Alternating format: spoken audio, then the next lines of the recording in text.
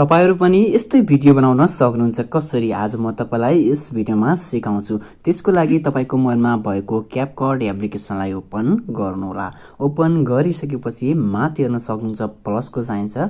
प्लसको साइनमा click गर्नुभन्दा अगाडि यदि तपाई हाम्रो च्यानलमा नयाँ हुनुहुन्छ, फर्स्ट टाइम हेर्दै हुनुहुन्छ भने सब्स्क्राइब गरेर बेल आइकन थिच्न नबिर्सिनुहोला। अब साथीहरु हेर्न सक्नुहुन्छ यहाँ प्लसको साइन छ, यसमा क्लिक गर्नुहोला।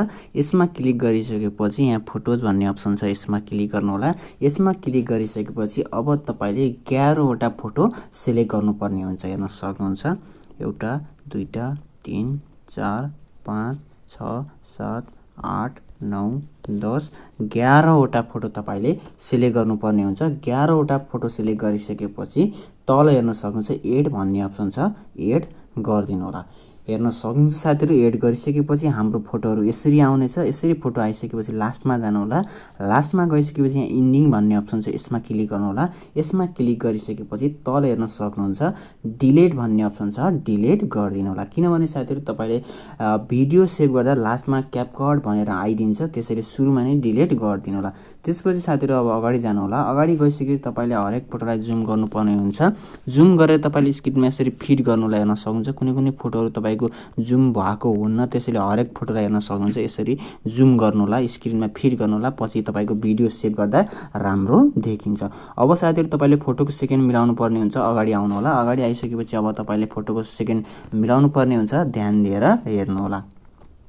सुरुको फोटोमा क्लिक गर्नु होला। तपाईले सुरुको फोटोलाई राख्नु पर्ने हुन्छ 4.4 सेकेन्डमा। हेर्न सक्नुहुन्छ तपाईले सुरुको फोटोलाई राख्नु होला 4.4 सेकेन्डमा। त्यसपछिको फोटोलाई तपाईले राख्नु पर्ने हुन्छ 0.1 मा। हेर्न सक्नुहुन्छ 0.1 मा राख्नु पर्ने हुन्छ। त्यसको लागि हामीले यसरी जुम गर्नुपर्ने हुन्छ। जुम गरिसकेपछि मात्रै हामीले 0.1 राख्न सक्छौं। हेर्न सक्नुहुन्छ मैले 0.1 राखेको छु।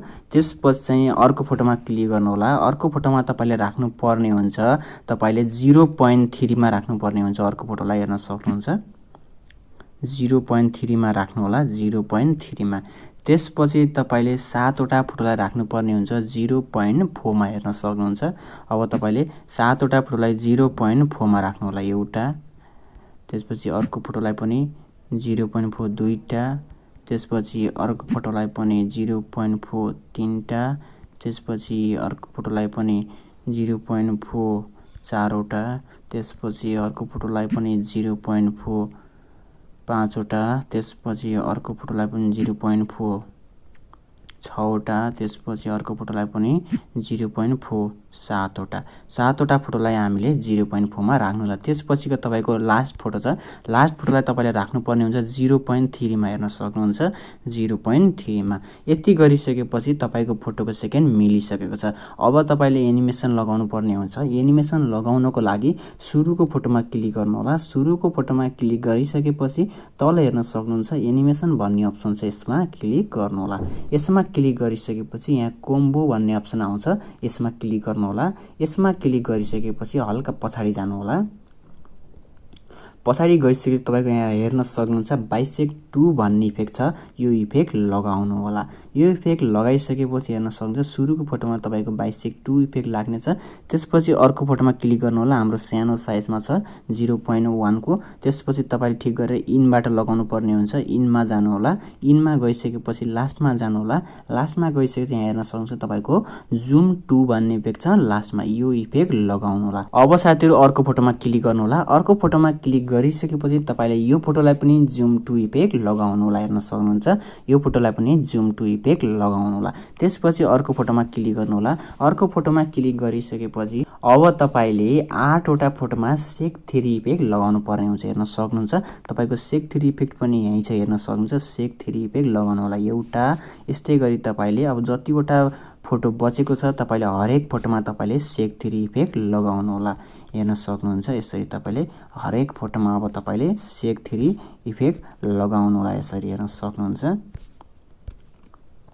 यसरी तपाईले लास्टको 8 वटा फोटोलाई सेक 3 इफेक्ट लगाउनु पर्ने हुन्छ। हेर्न सक्नुहुन्छ सेक 3 इफेक्ट। यति गरिसकेपछि ठीक गरिदिनु होला। अब साथी हेर्न सक्नुहुन्छ तपाईको यहाँ फोटो को सेकेन्ड र एनिमेसन भइसकेको छ। अब तपाईले एउटा इफेक्ट राख्नुपर्ने हुन्छ, हेर्न सक्नुहुन्छ। सुरुमा जानु होला, त्यसपछि यहाँ इफेक्ट भन्ने अप्सन छ, यसमा क्लिक गर्नु होला। त्यसपछि यहाँ भिडियो इफेक्ट भन्ने अप्सन छ, यसमा क्लिक गर्नु होला। यसमा क्लिक गरिसकेपछि हेर्न सक्नुहुन्छ, यसरी यहाँ सार्नु होला। यहाँ बेसिकमा जानु होला, बेसिकमा गइसकेपछि हल्का तल जानु होला। तल गइसकेपछि यहाँ हेर्न सक्नुहुन्छ सेक भन्ने एउटा इफेक्ट छ, यसमा क्लिक गर्नु होला। त्यसपछि ठिक गरिदिनु होला। यसलाई चाहिँ तपाईले तानेर यो सुरुको फोटोसम्म मात्रै राख्नु होला, यो भन्दा पछाडि नलैजानु होला। अब साथीहरु हेर्न सक्नुहुन्छ तपाईको यो भिडियो रेडी भइसकेको छ। यसरी तपाईले पनि सजिलोसँग यो भिडियो बनाउन सक्नुहुन्छ। अब साथीहरु साउन्डको लागि चाहिँ मैले यो भिडियोको डिस्क्रिप्सनमा यो भिडियोको साउन्डको लिंक राखिदिएको छु, त्यसमा क्लिक गर्नु होला र त्यसलाई चाहिँ टिकटकमा त्यो साउन्डलाई एड फेभरेट गर्नु होला। तपाईले पछि भिडियो अपलोड गर्दा त्यो साउन्ड युज गर्न सक्नुहुन्छ। अब साथीहरु यति गरिसकेपछि तपाईले यो भिडियोलाई सेभ गर्नुपर्ने हुन्छ।